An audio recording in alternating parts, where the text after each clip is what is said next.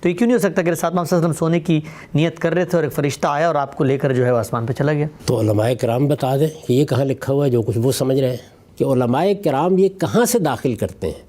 یعنی یہ بالکل اسی طرح کی چیز ہے کہ ہمارے ذہن میں ایک تصور ہے، ہم یہ چاہتے ہیں کہ معاملہ اس طریقے سے ہو، اب ہم کہتے ہیں کہ دیکھیے نائم کی کو وضاحت کر دیتے ہیں. تو سوال یہ ہے کہ ابتدائی نیند کا عالم تھا، انتہائی نیند کا عالم تھا، گہری نیند سوئے ہوئے تھے، یہ بحث کہاں ہے؟ بحث تو یہ ہے کہ شریک بن عبداللہ کی روایت میں انس بن مالک رضی اللہ عنہ یہ بیان کر رہے ہیں کہ سوئے ہوئے تھے اور جب یہ سارا واقعہ ہو گیا تو بیدار ہوئے، آنکھ کھلی. سلامتی ہے ان آنکھوں پہ جو ہدایت پہ نظریں جمائے بیٹھی ہیں، ان کانوں پہ جو ذکر خیر کے منتظر رہتے ہیں، اور ان قدموں پہ جو ہدایت کی راہ پہ گامزن ہیں. ہمارے ہاں علماء کرام کا ایک بڑا گروہ ہے جو اس روایت کو قبول بھی کرتا ہے، یعنی ان سب اوہام کے باوجود ایک توجیہ کرتا ہے، لیکن قبول کرنے کے بعد خود روایت کے جو الفاظ ہیں ان میں ایسی گنجائش موجود ہے، ان کا استدلال ہے کہ اگر آپ روایت کے الفاظ کو پڑھیں اور واقعہ اسراء جو سورہ بنی اسرائیل میں بیان ہوا ہے ان دونوں کو ملائیں تو اس کو ایک واقعہ قرار دیا جا سکتا ہے. ان کے کیا دلائل ہیں ایک ایک کر کے آپ کے سامنے رکھتا ہوں. سب سے پہلی جو آپ کی بنیادی بنا استدلال تھی کہ یہ واقعہ کیسے پیش آیا وہ یہ کہ رسول اللہ صلی اللہ علیہ وسلم کے بارے میں بیان کیا راوی نے کہ آپ مسجد حرام میں سو رہے تھے، نائم ان کا لفظ آیا. اب یہ جو نائم کا لفظ ہے ہمارے علماء کرام یہ کہتے ہیں کہ یہ لازم کیسے آپ نے سمجھ لیا کہ لازمی آپ سو رہے تھے اور نیند میں واقعہ ہوا؟ یہ لفظ تو نیند کی ابتدا کے لیے بھی آتا ہے اور بعض روایات میں بین النائمی والیقظان کے بھی لفظ ہیں کہ سونے اور جاگنے کی کیفیت تھی. تو یہ کیوں نہیں ہو سکتا کہ ساتھ محمد صلی اللہ علیہ وسلم سونے کی نیت کر رہے تھے اور ایک فرشتہ آیا اور آپ کو لے کر جو ہے وہ آسمان پہ چلا گیا؟ تو علماء کرام بتا دیں کہ یہ کہاں لکھا ہوا ہے جو کچھ وہ سمجھ رہے ہیں. یعنی جو روایتیں ہیں ان میں تو یہی بیان کیا گیا ہے کہ رسالت باب صلی اللہ علیہ وسلم سوئے ہوئے تھے. اچھا پھر اس کے بعد واقعات کا بیان شروع ہو جاتا ہے، پھر آخر میں یہ الفاظ ہے، میں نے آپ کو پڑھ کے سنا دیا، اس سے پہلے تفصیلی روایت آپ کے سامنے رکھ چکا ہوں کہ رسالت باب صلی اللہ علیہ وسلم بیدار ہوئے، جاگے، آنکھ کھلی تو مسجد حرام میں تھے. تو مجھے یہ بتائیے کہ ان الفاظ میں آپ یہ ابتدائی نیند تھی تو میں کون سا کہہ رہا ہوں کہ انتہائی نیند تھی؟ جو روایت میں بیان ہوا ہے وہی میں نے آپ کے سامنے رکھ دی ہے. یہ بات کہ یہ واقعہ بیداری کے عالم میں ہوا ہے یہ کس روایت میں بیان ہوا ہے؟ دونوں چیزیں ہیں نا، دونوں کو سامنے رکھ کر ذرا مجھے بتائیے. ایک یہ کہ یہ روایت شریک بن عبداللہ کی میں نے پڑھ کے سنا دیا آپ کو، جی بخاری نے اس کو کتاب التوحید میں نقل کیا ہے. بخاری اس کے علاوہ بھی باقی صحابہ سے یہی تفصیلی روایت بیان کر رہے ہیں. جی ان سب میں بھی واقعے کی جو کچھ بھی تفصیلات بیان ہوئی ہیں وہ کم و بیش یہی ہیں جو کچھ ہے. اچھا سب کی سب روایتوں میں آپ دیکھتے چلے جائیے وہاں اس واقعے کو اسراء سے متعلق نہیں کیا گیا. سب جگہ یہی صورتحال ہے. ایک نظر اس کے اوپر بھی ڈال لیجئے تاکہ آپ پر واضح ہو جائے. میں نے یہ عرض کیا تھا کہ یہ جو واقعہ ہمارے سامنے بخاری نے شریک بن عبداللہ کے حوالے سے لکھا ہے، اس واقعے میں کیا ہوتا ہے؟ یعنی رسالت پاک صلی اللہ علیہ وسلم کے سینے کو صاف کیا جاتا ہے، یعنی ایک یہ چیز پیش آتی ہے. پھر ثم اطبقہ، پھر اس کے بعد سینہ سی دیا، ثم عرج بہ الی السماء الدنیا، پھر وہ لے کر اٹھے اور رسالت مآب صلی اللہ علیہ وسلم کو پہلے آسمان پر لے گئے. یعنی بیت المقدس جانے کا، اسراء کے اس واقعے کا کوئی ذکر سرے سے نہیں ہے. یہی روایتیں ایک مقام پر تو نہیں آئیں، آپ دیکھیے اس کے سوا کیا ہے. ابو ذر غفاری رضی اللہ عنہ سے یہی انس بن مالک بیان کر رہے ہیں، لیکن اصل راوی کون ہے؟ ابو ذر غفاری رضی اللہ عنہ. وہ عمر میں ان سے بڑے ہیں، مکے کے زمانے میں ایمان لا چکے ہوئے ہیں. وہ جب بیان کرتے ہیں ذرا دیکھیے کیا بیان کرتے ہیں. وہ یہ کہتے ہیں کہ رسالت مآب صلی اللہ علیہ وسلم نے فرمایا فرج عن سقف بیتی وانا بمکہ، یعنی میرے گھر کی چھت کھل گئی اور میں اس وقت مکے میں تھا. فنزل جبریل نازل ہوئے، ففرج صدری، انہوں نے میرا سینہ کھولا. ثم غسلہ ہوئے مائے زمزم، پھر میرے سینے کو زمزم کے پانی سے دھویا. ثم جاء بتستم من ذهب ممتلئا حکمتا و ایمانا، پھر اس کے بعد سونے کا ایک تشت لے کر آئے جس میں حکمت اور ایمان بھرا ہوا تھا. فافرغہ فی صدری، اور اس سے میرے سینے کو بھر دیا. ثم اطبقہ، پھر سینے کو سی دیا. ثم اخذ بیدی، پھر میرا ہاتھ پکڑا. فعرج بی الی السماء، تو پھر مجھے لے کے آسمان دنیا کی طرف چلے گئے. اب دیکھیے یہاں پر بھی بیت المقدس کا کوئی ذکر نہیں ہے. یہ دوسری تفصیلی روایت ہے. اس کے بعد دیکھیے انس بن مالک بن ساسا رضی اللہ عنہ سے روایت کرتے ہیں. یہ بڑی مشہور روایت ہے، عام طور پر ہمارے علماء اسی کو بیان کرتے ہیں یہ کیسے شروع ہوتی ہے؟ اس کے الفاظ یہ ہے کہ قال النبی صلی اللہ علیہ وسلم، رسول اللہ صلی اللہ علیہ وسلم نے فرمایا، بینا انا عند البیت بین النائم والیقظان، میں کچھ سوتے جاگتے کی کیفیت میں تھا اور بیت اللہ میں تھا، فاتیت بطست من ذهب، ایک سونے کا تشت لایا گیا، ملیہ حکمتا و ایمانا، وہ حکمت اور ایمان سے بھرا ہوا تھا، فشک من النہر الی مراک البطن، تو میرے سینے سے لے کر پیٹ کا جو نرم حصہ ہے وہاں تک چیر دیا گیا، ثم غسل البطن بماء زمزم، پھر میرے پیٹ کو زمزم کے پانی سے دھویا گیا، ثم ملیہ حکمتا و ایمانا، پھر اس میں حکمت اور ایمان کو بھر دیا گیا، واتیت بدابۃ ابیض دون البغل و فوق الحمار، پھر ایک جانور لایا گیا جو خچر سے چھوٹا تھا اور گدھے سے بڑا تھا، البراق، فن تلک تو ما جبریل حتیٰ اتین السماء دنیا، پھر میں جبریل کے ساتھ چل پڑا یہاں تک کہ ہم سماء دنیا پر آ گئے۔ تو دیکھیے یہاں پر بھی کوئی بیت المقدس جانے یا اس طرح کے اس واقعے کا ذکر آپ کو نہیں ملتا۔ اسی طرح جو آخری روایت اس سلسلے کی بخاری نے نقل کی ہے اس میں بھی دیکھ لیجئے، یہ بھی مالک بن ساسائی سے ہے۔ یہاں کیا ہے؟ یہاں یہ ہے کہ بینما انا فی الحتیم، کہ میں حتیم میں تھا، حتیم میں تھا یا بیت اللہ میں تھا وہ ایک ہی بات ہے، اس سے کوئی فرق نہیں پڑتا۔ اور پھر یہ مستجین لیٹا ہوا تھا، اذ اتانی آتن، یہاں تک کہ کوئی آنے والا آیا، فقدہ ما بین حاضہ الی حاضہ، پھر یہاں سے یہاں تک اس نے چیر ڈالا۔ اس کے بعد وضاحت کی گئی ہے کہ من صغرت نہر الی شعرت ہی، اور بعض جگہوں پر ہے کہ من قص الی شعرت ہی، یعنی یہاں سے لے کر اوپر کے حصے سے لے کر جہاں سے بال شروع ہوتے ہیں وہاں تک، فاستخرج قلبی، پھر میرا دل نکالا، ثم اتیت بطست من ذهب مملوءۃ ایمانا، پھر اس کے بعد ایک سونے کا تشت لایا گیا جو ایمان سے بھرا ہوا تھا، فغسل قلبی، پھر میرے دل کو دھویا گیا، ثم حشیا، پھر اس میں بھر دیا گیا، ثم اتیت بدابۃ دون البغل وفوق الحمار ابیض، پھر ایک سفید رنگ کا جانور لایا گیا جو خچر سے چھوٹا تھا اور جو گدھے سے بڑا تھا، اور اس کا نام پھر آ گیا ہے هو البراق۔ تو انس کہتے ہیں کہ یزو خطوہ عند اقصی طرفی، یعنی وہ اتنی دور تک قدم رکھتا تھا جس سے اس کی نگاہ جاتی تھی، فحملت الیہ، مجھے اس پر سوار کر دیا گیا، فن تلقا بھی جبریل، پھر جبریل مجھے لے کے چلے حتیٰ سماء دنیا، یہاں تک کہ پہلے آسمان پر آ گئے۔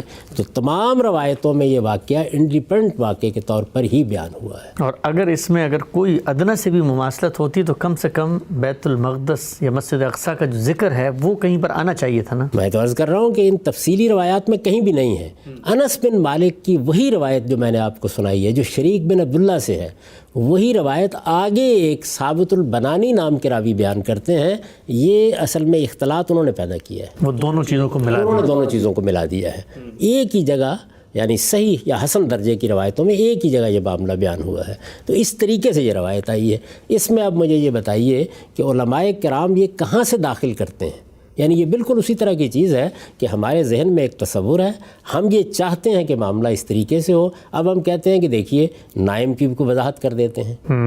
تو سوال یہ ہے کہ ابتدائی نیند کا عالم تھا، انتہائی نیند کا عالم تھا، گہری نیند سوئے ہوئے تھے، یہ بحث کہاں ہے؟ بحث تو یہ ہے کہ شریک بن عبداللہ کی روایت میں انس بن مالک رضی اللہ عنہ یہ بیان کر رہے ہیں کہ سوئے ہوئے تھے، اور جب یہ سارا واقعہ ہو گیا تو بیدار ہوئے، آنکھ کھلی تو مسجد حرام میں تھے۔ ٹھیک، اب یہ ساری زلیخہ ہے، اس کے اندر سے وہ مضمون کہاں سے نکالیں گے جو عام طور پر نکالا جاتا ہے؟ وہ بھی ذرا مجھے بتائیے نا کہ کسی روایت میں وہ بھی بیان ہوا ہے؟ نہیں وہ تو بیان نہیں ہوا ہم سب، لیکن یہ جو الفاظ ہیں مثلا آپ نے چلیں اس کے بارے میں تو بڑا تفصیل سے بتایا کہ یہ نائم کا لفظ ابتدائی نیند کے مفہوم میں لیں تو کیا ہوتا ہے اور آپ کا نقطہ نظر اس میں کیا ہے، لیکن یہ بھی تو کہا جا سکتا ہے، بعض علماء اکرام نے فرمایا کہ یہ جو فرمایا کہ آپ سو رہے تھے تو اس سے اس واقعے کی ایک اعجازی شان جو ہے، یعنی ایک اس کا عجوبہ پن بھی تو ظاہر ہوتا ہے کہ وہ سو رہے تھے اور سوتے ہوئے میں ایک بندے کو جو ہے نا وہ اٹھا کر لے گئے۔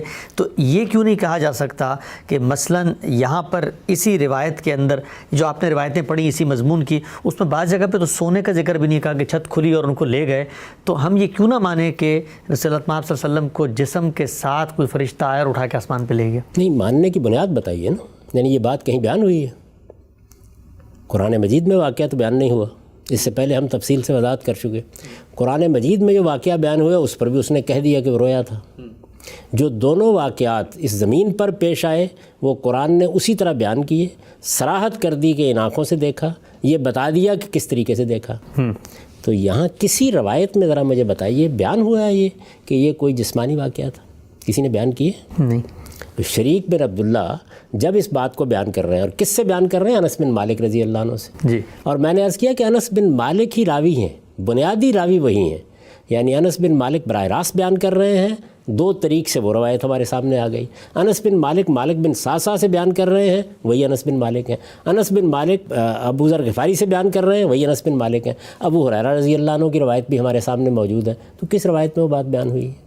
یعنی آپ کا دل نہیں چاہتا کہ آپ ان الفاظ کو جیسے کہ وہ ہیں قبول کریں، یہی صورتحال ہے نا۔ تو یہ بات بیان کہاں ہوئی ہے؟ اگر تو یوں ہوتا کہ شریک بن عبداللہ کی روایت پہ تو یہ تعبیر آ گئی ہے، ایک دوسری روایت میں دیکھیے صراحت سے بیان ہو گیا کہ یہ تو بیداری کا واقعہ تھا، اس میں تو جسمانی طور پر لے جایا گیا۔ اگر کہیں یہ دوسری بات بیان ہوئی ہے تو پھر تضاد پیدا ہوگا نا۔ جی، یہ میں اس سے پہلے عرض کر چکا ہوں کہ جس وقت راوی حضرات واقعے کو بیان کرتے ہیں تو وہ واقعہ اللہ تعالیٰ کی طرف سے پیش آیا ہے، وہ ایک حقیقی واقعہ ہے، وہ ایسے ہی بیان کیا جائے گا جیسے قرآن نے بیان کیا۔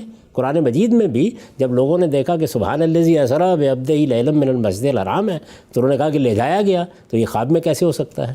تو میں یہ عرض کر چکا ہوں کہ یہ ساری چیزیں رویا میں ایسے ہی ہوتی ہیں، قرآن مجید اسی طرح بیان کرتا ہے۔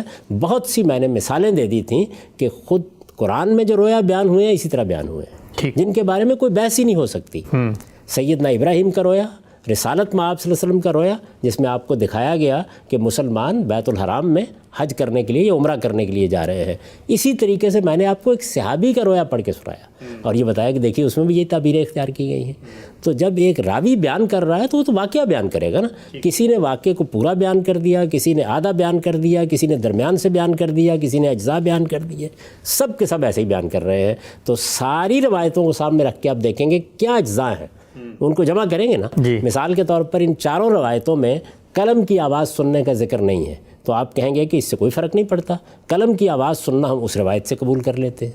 اسی طریقے سے جنت دوزخ کے بعض مشاہدات ہوئے ہیں، وہ آپ دوسری روایتوں سے لے لیں گے، وہ ان روایتوں میں نہیں ہے، یہ کریں گے نا آپ۔ تو بالکل یہی صورتحال ہے کہ ایک روایت میں راوی نے بہت وضاحت کے ساتھ بیان کر دیا کہ رسالت میں آپ صلی اللہ علیہ وسلم سوئے ہوئے تھے، بیدار ہوئے تو مسجد حرام میں تھے۔ اس کے نقیض کیا چیز ہے جس کی بنیاد پر یہ ساری بات کہی جا رہی ہے؟ اور یہ جو آپ نے فرمایا کہ وہ یہ کہتے ہیں کہ اس میں اعجاز کا پہلو کیا ہے، یعنی وہ اصل میں تنقید یہ کر رہے ہیں کہ اگر اس کو رویا مان لیا جائے تو پھر وہ واقعہ جس کی ہم شان بیان کرتے ہیں، علامہ اقبال نے بھی کہا ہے نا کہ سبق ملا ہے یہ معراج مصطفیٰ سے مجھے کہ عالم بشریت کی زد میں ہے گردوں، اور یہ کہ رسالت میں آپ صلی اللہ علیہ وسلم کو لے جایا گیا، تو یہ سارا معاملہ پھر کیا ہو؟ اس میں تو کوئی اعجاز کا پہلو نہیں ہے۔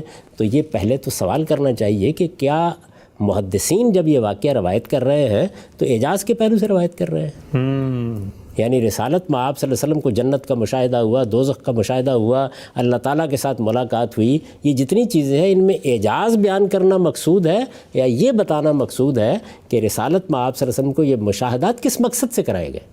ٹھیک ٹھیک ٹھیک، تو وہ مقاصد سامنے ہوں گے نا۔ یعنی اگر کسی موقع کے اوپر نماز پڑھتے ہوئے جنت کا خوشہ توڑنے کے لیے آپ لپکے تو یہ مشاہدہ کیوں کرایا گیا؟ تو ہر مشاہدے میں یہ بات خود واضح ہو جاتی ہے۔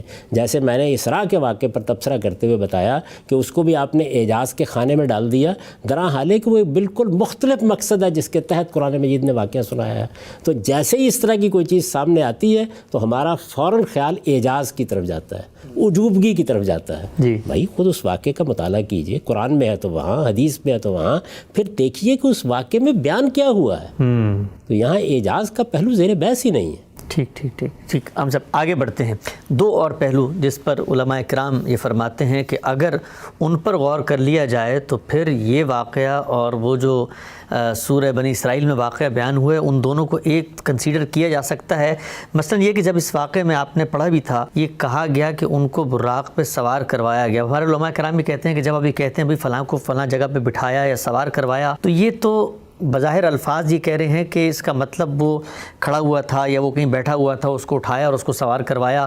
تو براق پہ بٹھانے کی یہ تعبیر تو چیخ چیخ کے پکار رہی ہے کہ واقعہ جسم کے ساتھ ہوا، خواب میں کہاں ہو گیا؟ اسی کی تو میں نے مثالیں دی تھیں کہ بھائی لے جانے کی تعبیر بھی اختیار کی گئی ہے، دکھانے کی تعبیر بھی اختیار کی گئی ہے، اللہ تعالیٰ کے دنو اور تدلی کی تعبیر بھی اختیار کی گئی ہے۔ تو میں نے آپ کو بتایا کہ ایک صحابی اپنے رویا کو بیان کر رہے ہیں اور وہ کہتے ہیں کہ پھر میرے پاس 2 لوگ آئے، تو آئے کیسے؟ چل کے آئے وہ مجھے لے کر گئے، تو لے کر کیسے گئے؟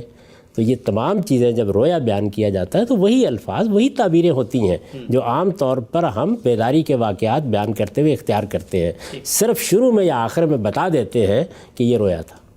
جیسے کہ سیدنا ابراہیم کے روئے کی تحلیل کر کے میں نے آپ کو بتایا کہ وہ یہ کہتے ہیں کہ میں تمہیں ذبح کر رہا تھا، تو ابھی آپ فرمائیں گے کہ ذبح کیسے ہو سکتا ہے؟ ذبح میں تو گردن کاٹی جاتی ہے، اس میں تو خون بہتا ہے۔ تو یہ سب میں عرض کر چکا ہوں اس سے پہلے، ان کو دہرانے کی ضرورت نہیں ہے کہ یہ سب طریقے رویا میں بھی اسی طرح اختیار کیے جاتے ہیں اور دنیا کی ہر زبان میں اختیار کیے جاتے ہیں۔ ٹھیک، اس لیے یہ کوئی دلیل ہی نہیں ہے۔ ٹھیک ہے ہم صاحب۔ اچھا، آپ نے فرمایا ہم صاحب شروع میں جو پہلا سوال میں نے آپ سے کیا کہ آپ نے فرمایا یہ جو نائم کا لفظ ہے، خود روایت آپ کے مطابق یہ بتا رہی ہے کہ رسالت مآب صلی اللہ علیہ وسلم نے آخر میں فرمایا کہ جب میں اٹھا، راوی کہتا ہے رسول اللہ صلی اللہ علیہ وسلم کی نسبت سے کہ جب وہ اٹھے تو وہ مسجد حرام میں تھے۔ جو لفظ ہے کہ استیقظ، جب رسول اللہ صلی اللہ علیہ وسلم وہاں پر اٹھے، بیدار ہوئے، تو اس سے استدلال کیا گیا ہے کہ یہ پورا واقعہ چونکہ آپ سوئے تھے، پھر آپ اٹھے، مسجد حرام میں تھے، درمیان کی کیفیت ظاہری بات ہے رویا کی ہو سکتی ہے، لیکن ہم یہ دیکھتے ہیں علماء کرام نے یہاں اس لفظ کے بارے میں بھی یہ بتایا ہے، اور آپ لفظ کے بارے میں بہت جس کو آپ کہتے ہیں اصرار سے کہتے ہیں کہ زبان کو اس کے طریقے اور اس کے استعمالات میں دیکھنا چاہیے۔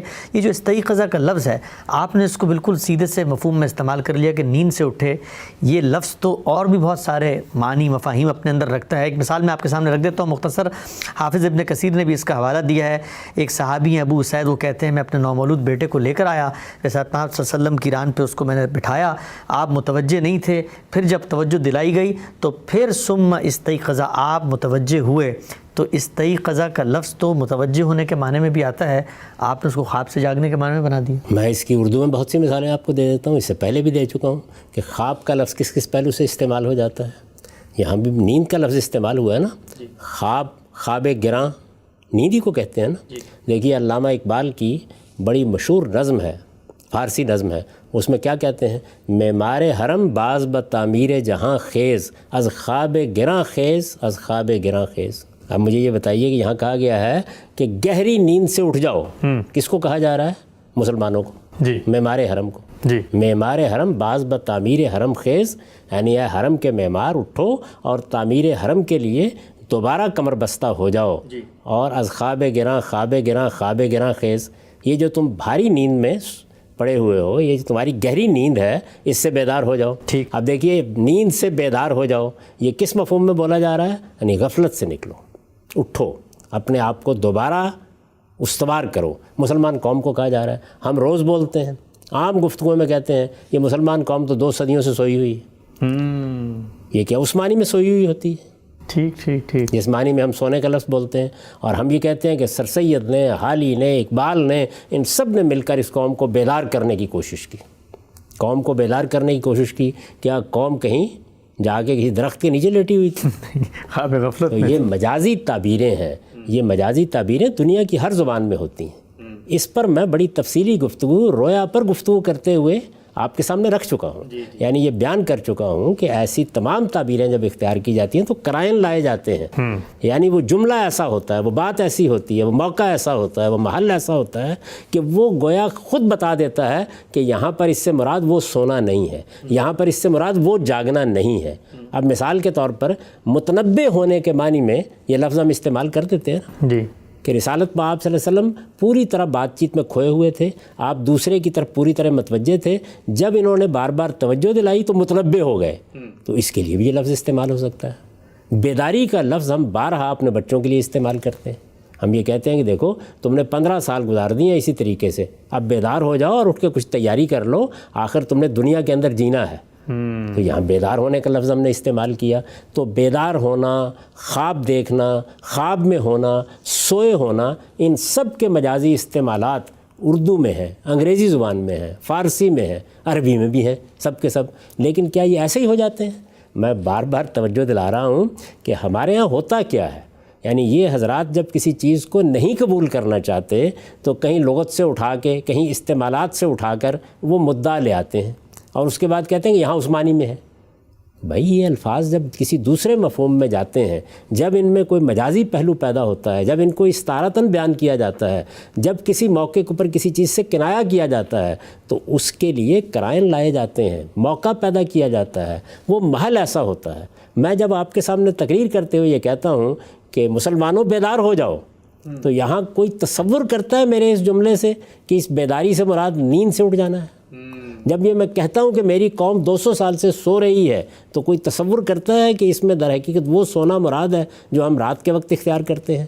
وہ کیا چیز ہے کہ جو آپ کو دوسرے معنی نہیں لینے دیتی؟ وہ موقع و محل ہے۔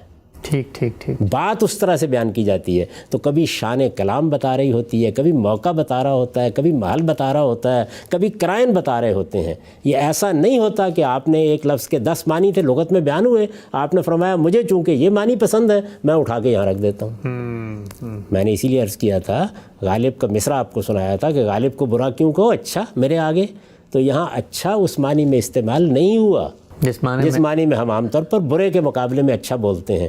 کیوں استعمال نہیں ہوا؟ اس لیے کہ موقع کلام اس کی اجازت نہیں دیتا۔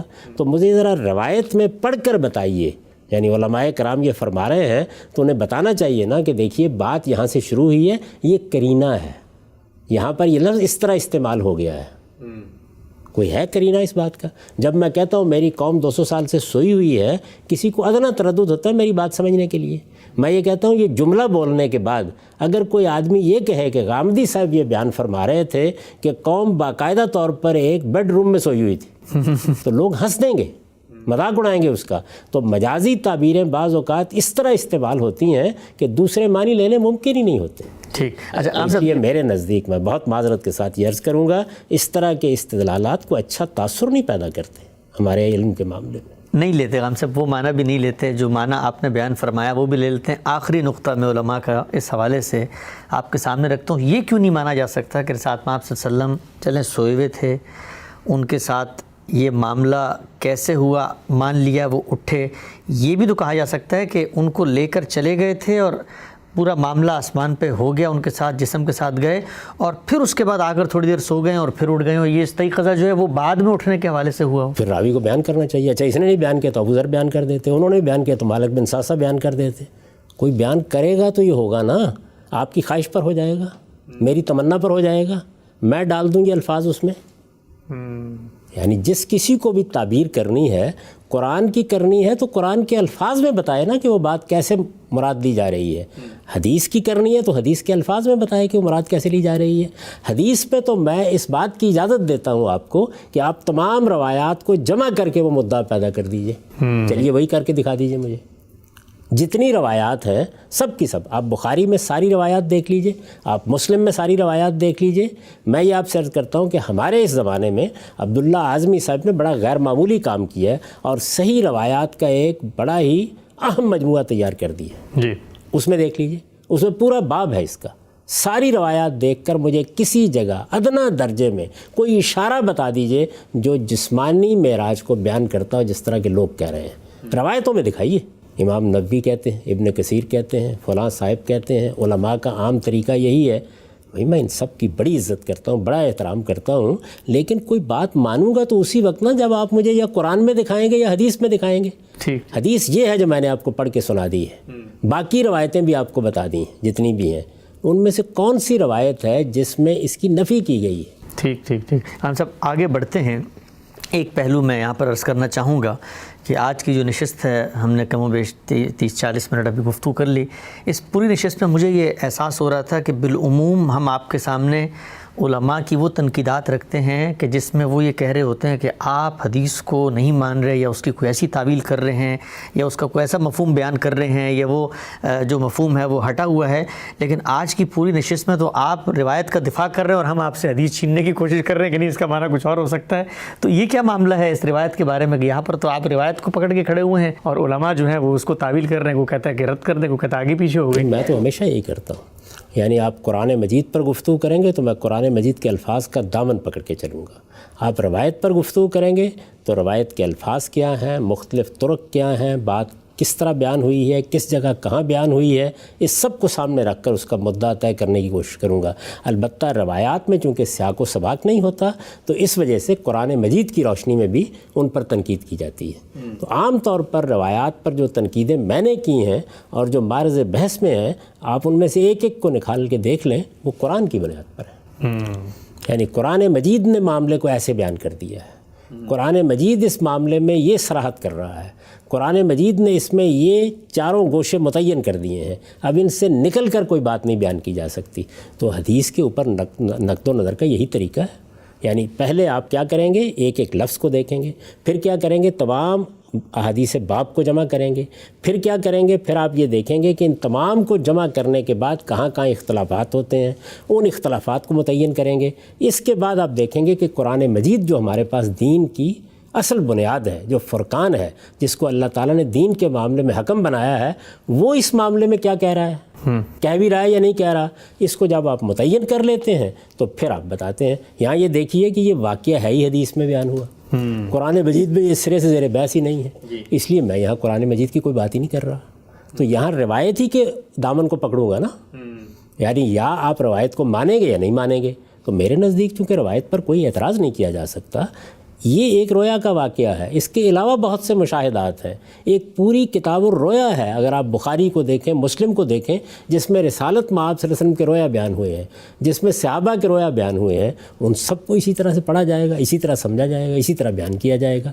تو مجھے تو بہرحال ہر جگہ ایک ہی طریقہ اختیار کرنا ہے۔ ٹھیک ہے ہم صاحب آگے بڑھتے ہیں۔ یہ بتائیے کہ اس پر تو بڑی تفصیل سے ہم نے آپ سے بحث کی۔ چوتھا واقعہ انڈیپینڈنٹ واقعہ ہے، الگ واقعہ ہے، رویا کا واقعہ ہے، روایت کے اوپر شریک بن عبداللہ راوی کے اوپر جو اعتراض ہوتے ہیں ایک ایک کر کے آپ کے سامنے رکھے۔ روایت کی کوئی توجیہ ہو سکتی ہے اور اس کو اسراء و معراج والے واقعے سے ملایا جا سکتا ہے یا نہیں، اس پہ سارا کچھ آپ کے سامنے رکھا۔ واقعے کو جب ہم پڑھتے ہیں، آپ بیان فرماتے ہیں کہ رسول اللہ صلی اللہ علیہ وسلم انبیاء کے سلسلے کے آخری پیغمبر ہیں، آپ بیان فرماتے ہیں کہ نمازیں شروع سے چلی آ رہی ہیں، سب کو دی گئیں، رسالت صلی اللہ علیہ وسلم نے انہی کو آگے جاری فرمایا۔ اس طرح کی اور بہت ساری چیزیں ہیں۔ یہ جو رویا ہے، یہ جو واقعہ ہوا ہے، آپ کا دل چیر دیا، اسی طریقے سے اس میں ایمان و حکمت کو شامل کر دیا، اوپر لے گئے، آسمانوں کی سیر ہو رہی ہے، وہاں پر جنت جہنم بعض روایات میں آتا دکھائی گئی ہے، انبیاء سے ملاقات، آپ کی ایک امتیازی شان، امتیازی حیثیت، پھر یہ نمازیں 50 سے کم ہوتے ہوتے 5 رہ گئیں۔ یہ پورا جو خواب رویا کا لفظ آپ نے استعمال کیا تھا، یہ رویا ذرا یہ بتائیے گا کہ یہ اگر انڈیپینڈنٹ واقعہ ہے تو یہ بتا کیا رہا ہے پوری بات؟ یعنی رسالت مآب صلی اللہ علیہ وسلم نے دین ابراہیمی کی روایت اپنے پس منظر میں لی، ٹھیک، عرب اسی روایت کے مطابق دینی احکام بجا لاتے تھے۔ ہم یہ جانتے ہیں کہ ان کے یہاں حج بھی تھا، ان کے یہاں عمرہ بھی تھا، ان کے یہاں نماز بھی تھی، ان کے یہاں روزہ بھی تھا، ان کے یہاں زکوٰۃ بھی تھی، ساری چیزیں موجود تھیں۔ لیکن یہ چیزیں دین میں کیا حیثیت رکھتی ہیں، ان کی پابندی کیسے کرنی ہے، یہ مستحبات ہیں، یہ فرائض ہیں، یہ سب چیزیں ان کے ہاں اس درجے میں لوگوں کے لیے واضح نہیں رہی تھی۔ ہم اس بات سے واقف ہیں۔ اب ہوا کیا ہے؟ ہوا یہ ہے کہ جو روایت دین ابراہیمی کی چلی آ رہی تھی، رسالت مآب صلی اللہ علیہ وسلم جب پیغمبر بنائے گئے تو بعثت کے بعد آپ نے لوگوں کو بتایا کہ اب فلاں چیز تم پر اس حیثیت سے فرض ہے، فلاں اس حیثیت سے فرض ہے۔ ٹھیک، میں جب یہ کہتا ہوں کہ یہ ہمیشہ سے ایسے ہی چلا آ رہا ہے تو یہ اس کی تاریخ بیان کرتا ہوں۔ یعنی نماز آدم علیہ السلام کو بھی دی گئی، نماز سیدنا موسیٰ کو بھی دی گئی۔ میں کئی مرتبہ عرض کر چکا ہوں کہ کسی پیغمبر کا واقعہ آپ قرآن مجید سے اٹھائیں، پہلی بات اس کو یہی کہی جائے گی کہ نماز کا اہتمام کیا جائے گا۔ تو نماز دین میں یہ حیثیت رکھتی ہے۔ اسی طرح سے آپ انجیل کو پڑھتے ہیں تو وہاں نماز کا جگہ جگہ ذکر ہے۔ یہی 5 نمازیں زیر بحث ہیں۔ خود رسالت مآب صلی اللہ علیہ وسلم کو جبریل امین نے جب اوقات کی تعین کر کے آ کے نمازیں پڑھائی ہیں، ابو داؤد کی روایت ہے، تو اس میں آخر میں کیا کہا ہے کہ یہ بالکل ٹھیک وہی 5 اوقات ہیں جن میں انبیاء علیہ السلام نماز پڑھتے رہے ہیں۔ جی، تو یہ نماز کی تاریخ ہے۔ ٹھیک، لیکن ہمارے لیے یہ فرض کیسے ہوئی، روزے کیسے فرض ہوئے، زکوٰۃ کیسے فرض ہوئی، یا قرآن نے بیان کیا یا رسالت مآب صلی اللہ علیہ وسلم نے بیان کیا؟ جی، تو رسالت مآب صلی اللہ علیہ وسلم کو جب اس کی فرضیت کا حکم دیا گیا، یعنی اللہ تعالیٰ ہی کی طرف سے ہوگا نا، پیغمبر کو جب ہم پیغمبر کہتے ہیں تو اس کا مطلب ہے اللہ تعالیٰ کی طرف سے وحی کر کے یا رویا میں کسی چیز کو لازم کیا گیا ہے۔ تو آپ یہ دیکھیے یہاں بھی شریک بن عبداللہ کی جو روایت میں نے پڑھی ہے وہ کتنی واضح ہے۔ وہ یہ کہتے ہیں کہ ایک رات یہ معاملہ ہوا جب کہ ابھی آپ مبعوث بھی نہیں ہوئے تھے، اس کے بعد ایک دوسری رات میں وہ آئے تو اب ظاہر ہے کہ جب اس طرح واقعے کو بیان کیا جائے گا کہ ابھی وحی کا نزول شروع نہیں ہوا کہ یہ واقعہ ہو گیا، تو اس کا مطلب ہے وحی کے نزول کے فوراً بعد ہی دوسرا واقعہ ہو گیا۔ وہ جو لیلۃ اخریٰ ہے، ایک دوسری رات، وہ دوسری رات قریب میں آ گئی، اس رات میں سب سے بڑا دین کا حکم کیا ہے؟ وہ ہے نماز، تو وہ فرض کر دی گئی۔ اب فرض کرتے وقت یہ رویا دکھایا گیا، اور آپ دیکھیے کتنا معنی خیز رویا ہے، یعنی اس میں نماز کی حقیقت بیان کی گئی ہے۔ اچھا، یہ بتایا گیا ہے رویا میں ہوتا یہی ہے، یعنی رویا میں چیزیں واقعہ نہیں ہوتی، تمثیل ہوتی ہے۔ اور میں اس سے پہلے اس پر بڑی تفصیلی گفتگو کر چکا ہوں کہ تمثیل کیوں ہوتی ہے، تمثیل کے کیا پہلو ہیں۔ استاذ امام نے رویا پر جو گفتگو کی ہے اس میں بھی بتایا جا چکا ہے کہ رویا میں در حقیقت وہ مشاہدات کرائے جاتے ہیں کہ جو الفاظ کی گرفت میں نہیں آتے، جن میں معانی اور حقائق کو تمثیل کے انداز میں بیان کرنا ممکن ہو جاتا ہے، وہ عام حالات میں نہیں ہوتے۔ تو اب آپ نماز کو دیکھیے، نماز کیا ہے؟ حق اللہ کا حق ہے جو ہمارے اوپر عائد ہوتا ہے۔ اللہ تعالیٰ کا حق یہ کس بنیاد پر ہے؟ وَمَا خَلَقْتُ الْجِنَّ وَالْإِنسَ إِلَّا لِيَعْبُدُونِ، کہ میں نے بندوں کو پیدا ہی اپنی بندگی کے لیے کیا ہے۔ حق کے بندگی حقیقی معنی میں ادا کیا جائے تو بالکل ٹھیک ہے یہ کہ 50 مرتبہ ہی ہمیں خدا کے سامنے سر افگندہ ہونا چاہیے۔ اوہ اچھا، یہ بات ہوتی یہی ہے نا۔ اچھا، اب اللہ تعالیٰ نے کمال مہربانی، کمال عنایت سے اس میں تخفیف فرمائی، وہ تخفیف ایک تمثیل میں ڈھل گئی۔ گویا رسالت میں آپ صلی اللہ علیہ وسلم سیدنا موسیٰ کے کہنے پہ جا رہے ہیں، بارگاہ میں حاضر ہو رہے ہیں، پھر اس میں کمی کی جا رہی ہے، اور آخر میں کیا فرمایا کہ میرے ہاں یہ نمازیں ایسے ہی لکھی ہوئی ہیں، یعنی حق تو یہ ہے کہ اتنی ادا ہونا چاہیے لوح محفوظ میں، لیکن تمہارے لیے میں نے یہ عنایت فرمائی ہے کہ اگر ایک نیکی کرو گے تو 10 گنا اجر دوں گا، تو 5 نمازیں پڑھو گے تو 50 کا اجر مل جائے گا۔ سبحان اللہ۔ تو اس میں تو بڑی معنویت ہے، یہ بہت عمدہ چیز ہے۔ آپ رویا کے لحاظ سے دیکھیے تو یہ بڑی کمال کی روایت ہے، اور اگر آپ اس کو واقعے کے طور پر دیکھیں گے تو پھر بالکل سمجھ میں نہیں آئے گی یہ کیا ہو رہا ہے۔ یعنی رسالت میں آپ صلی اللہ علیہ وسلم پہلے لے کے آ گئے ہیں، پھر سیدنا موسیٰ واپس بھیج رہے ہیں، یہ لے کے آنا، یہ واپس بھیجنا، یہ در حقیقت اس تمثیل کا حصہ ہے۔ ٹھیک، اسی پہلو سے آپ اگر دیکھیں گے تو ان تمام روایات کی بھی توجیہ ہو جائے گی جس میں کہیں جنت دیکھی، کہیں دوزخ دیکھی، کہیں بلال کے قدموں کی آہٹ سنی، یہ ظاہر ہے رویا ہی میں ممکن ہے۔ تو یہاں پر بھی انبیاء کو دیکھا، وہ بھی اصل میں رویا کی ملاقات ہے، اور رویا کی ملاقات میں چیزیں ممثل کی جا رہی ہوتی ہیں تاکہ آپ کے سامنے ایک حقیقت اس طریقے سے آئے کہ جب آپ بیدار ہوں تو اس حقیقت کو سامنے رکھ کر لوگوں کو تعلیم دے سکیں۔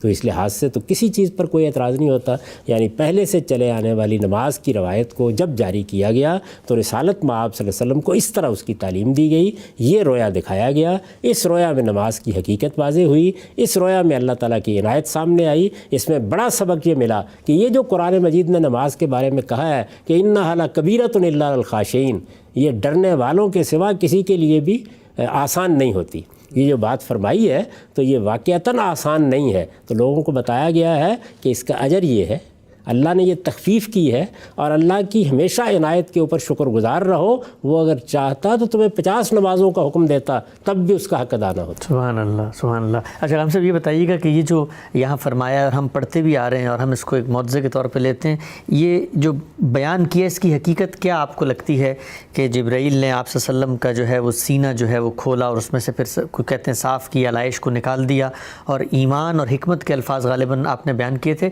اس کی کیا حقیقت ہے کہ اگر پیغمبروں کے بارے میں یہ بیان کرنا ہو کہ ہمارے اندر جو اس طرح کی بات بشری چیزیں ہوتی ہیں، یہ حسد ہے، یہ کینہ ہے، یہ بغض ہے، یہ اللہ سے انحراف کے بعض پہلو ہیں، ان سے ان کو خالی کر دیا جاتا ہے۔ وہ جو قرآن مجید نے فرمایا کہ وہ خیار الناس ہوتے ہیں، تو اگر اس چیز کو ایک تمثیل کی صورت دی جائے تو بالکل یہی تصویر بنے گی۔ یعنی آپ جب اس کو ایک جسمانی واقعے کے طور پر دیکھتے ہیں تو ہر چیز بہت سے سوالات پیدا کر دیتی ہے، جب آپ اس کو حقیقی طور پر ایک رویا کے طور پر دیکھتے ہیں تو ہر چیز اپنی معنویت کے ساتھ نمایاں ہو جاتی ہے۔ یہی تو ہوتا ہے رویا میں۔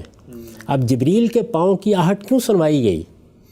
اس لیے سنوائی گئی بلال کے پاؤں کی آہٹ کیوں سنوائی گئی؟ اس لیے سنوائی گئی تاکہ بلال سے وہ گفتگو ہو جو رسالت میں آپ صلی اللہ علیہ وسلم نے اگلی صبح کی ہے، جی، اور خود بلال کیا کرتے ہیں وہ لوگوں کے سامنے نمایاں ہو۔ تو سبق دینا، تعلیم دینا، اس بات کے ذریعے سے اذعان حاصل کرنا، پیغمبروں کے یہ تمام رویا اصل میں چیزوں کو ممثل ہی کرتے ہیں لیکن ان کے اندر جو حکمتیں ہوتی ہیں وہ غیر معمولی ہیں، ہمارے لیے بھی، خود پیغمبر کے لیے بھی۔ یہ رویا پیغمبر کو اذعان دیتے ہیں، واقعات کی حقیقت بتاتے ہیں، معانی کو ممثل کر کے دکھا دیتے ہیں، اور پھر پیغمبر اس شہادت کو ہمارے سامنے رکھتے ہیں۔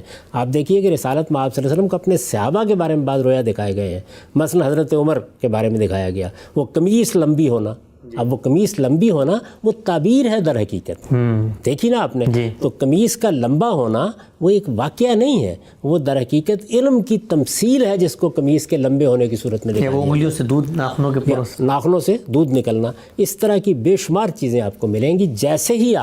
جیسے کہ روایت میں بیان ہوا ہے، جیسے کہ قرآن میں بیان ہوا ہے کہ یہ رویا تھا، یا یہ بیان ہوا ہے کہ رسالت میں آپ صلی اللہ علیہ وسلم کو یہ مشاہدہ کرایا گیا، اس حقیقت کو مان لیں گے یہ سوالات ختم ہو جائیں گے۔ سبحان اللہ، ہم سے بہت اچھی آپ نے جو چوتھا واقعہ ہے اس کی کیا تعبیر ہو سکتی ہے اپنے فہم اس میں بیان کیا۔ گزشتہ 4 نشستوں میں بڑی تفصیل سے ہم نے آپ سے جانا اسراء و معراج کے حوالے سے آپ کے افکار پر جو تنقیدات ہوتی ہیں، ایک ایک واقعے کو اس کے اندر اتر کے علماء کا استدلال ان کی کتابوں سے جس حد تک ممکن ہو سکا ہم نے آپ کے سامنے رکھا۔ آپ نے بھی بڑی تفصیل سے اپنا نقطہ نظر واضح کیا۔ میرا خیال ہے جو لوگ جاننا چاہتے ہیں اس کے خلاصے کی ضرورت نہیں ہے، ترتیب سے دیکھ سکتے ہیں، لیکن آخر میں چاہوں گا آپ سے میں پوچھوں کہ یہ جو پورا اعتراض آپ کے افکار پر رکھا گیا اسراء و معراج کا، اس اپنی توضیح اور اس اپنے مفصل بیان کے بعد اگر آپ ایک نوٹ، ایک پوائنٹ کے طور پہ ناقدین کو یہ بتانا چاہیں کہ آپ کا جو نقطہ نظر ہے اس کو کیسے سمجھا جائے، اور اس معاملے میں جو یہ کہا جاتا ہے کہ غامدی صاحب نے تو یہاں پر بھی لائن کاٹ کے امت کی جو ایک پوری متوارث روایت ہے ان کے نقطہ نظر سے انحراف کر دیا ہے، تو وہ کیسے دیکھیں آپ کی اس پوری کی پوری جو محنت ہم نے کی یہاں پہ؟ میں تو بہت ادب کے ساتھ یہ عرض کروں گا کہ میں ایک طالب علم ہوں، میں نے اپنی طالب علمانہ معروضات پیش کی، میں کسی چیز پر اصرار نہیں کر رہا، میں نے اس کے دلائل بیان کر دیے۔ آپ میرے دلائل بھی سنیے، باقی اہل علم کے دلائل بھی سنیے۔ وہ لوگ ہیں کہ جن کے ذریعے سے دین کا علم ہمیں منتقل ہوا ہے، میں تو ہمیشہ ان کا شکر گزار رہتا ہوں، ان کے لیے غیر معمولی عزت اپنے دل میں پاتا ہوں۔ تو میں سب کو یہی کہتا ہوں کہ وہ ایسے ہی ان چیزوں کو دیکھیں، ایسے ہی ان کو سنیں۔ ہمیں جو پروپیگنڈے کا طریقہ ہے، فتویٰ بازی کا طریقہ ہے، اس سے گریز کرنا چاہیے۔ اس سے ایسی فضا بنا دی جاتی ہے کہ تحقیق کی کوئی چیز بھی لوگوں کے سامنے پیش کرنا آسان نہیں رہتا۔ لوگ کہتے ہیں کہ اس سے پہلے کیوں بیان نہیں کیا؟ آپ جانتے ہیں اس سے پہلے بیان کرنے کی قیمت کیا ہوتی ہے؟ یعنی آدمی کوئی بات بیان کرے، اس کے بعد یہی استدلال سامنے آ جاتا ہے۔ 2 صدی تک اگر معاملہ ہے تو 2 صدی پہلے کیوں نہیں بیان ہوا؟ 3 صدی کا معاملہ 3 صدی پہلے کیوں نہیں بیان ہوا؟ تو یہ میں نے اس لیے بیان کر دیا ہے تاکہ آئندہ آنے والے لوگ یہ نہ کہہ سکیں۔ تو یہ میں نے بھی بیان کر دیا ہے، استاد امام نے بھی بیان کر دیا ہے، بعض اور لوگوں نے بھی بیان کر دیا ہے۔ یہ چیزیں علمی طریقے سے دیکھی جانی چاہیے، علمی تنقید اور تجزیے کے لحاظ سے ان کا جائزہ لینا چاہیے، اور جب یہ چیزیں سامنے آئیں آپ کو پورا حق ہے کہ آپ ان سے اختلاف کریں۔ مجھے کوئی چیز آپ سے منوانی نہیں ہے، میں تو اپنا مطالعہ، اپنی تحقیق، جیسے میں چیزوں کو دیکھتا ہوں وہ آپ کے سامنے رکھ دیتا ہوں۔ یہ آپ کا کام ہے، مجھ پر کوئی وحی نہیں آتی کہ آپ اس کا بھی جائزہ لیں، اہل علم کی آراء کا بھی جائزہ لیں۔ باقی رہ گئی یہ بات جو ہمارے عام طور پر کہی جاتی ہے، تو میں بہت ادب کے ساتھ یہ عرض کروں گا کہ رسالت مآب صلی اللہ علیہ وسلم سے پہلے 576 سال کم و بیش مسیحی گزار چکے تھے، ان میں بڑے علماء پیدا ہوئے، وہ بھی ایک امت تھی۔ اس امت کے اس طرح کے تصورات کے اوپر قرآن نے جو تنقیدیں کی ہیں ذرا پڑھ لیجیے۔ وہ پوری امت اس کی قائل ہو چکی تھی کہ مسیح اللہ کے بیٹے ہیں، پوری امت اس کی قائل ہو چکی تھی کہ کفارے کا عقیدہ ہے، پوری امت اس کی قائل ہو چکی تھی اور آج بھی قائل ہے کہ شریعت منسوخ ہو گئی ہے۔ تو قرآن مجید نے ان میں سے کسی بات کو مانا؟ تو اگر 576 سال کے بعد قرآن یہ تنقید کرتا ہے، اس کے جواب میں کوئی کہے کہ پھر پوری کی پوری مسیحی امت کے علماء اور فضلاء اور متکلمین اور سینٹ وہ سب غلطی کر گئے؟ نہیں، علم کی دنیا میں چیزوں کو ان کے استدلال کی بنیاد پر دیکھا جاتا ہے۔ تو میں نے تو یہ طالب علمانہ استدلال پیش کیا ہے، میں ہر وقت اپنی بات پر نظر ثانی کے لیے تیار ہوں۔ اگر کوئی تنقید میرے سامنے آئے گی تو اس کو قبول کروں گا، لیکن یہ کوئی تنقید نہیں ہے کہ اس سے پہلے لوگوں کی سمجھ میں فلاں بات کیوں نہیں آئی۔ میں نے آپ کو بتایا کہ آخر بخاری کس طرح نقل کر رہے ہیں اس بات کو، ذرا دیکھیے۔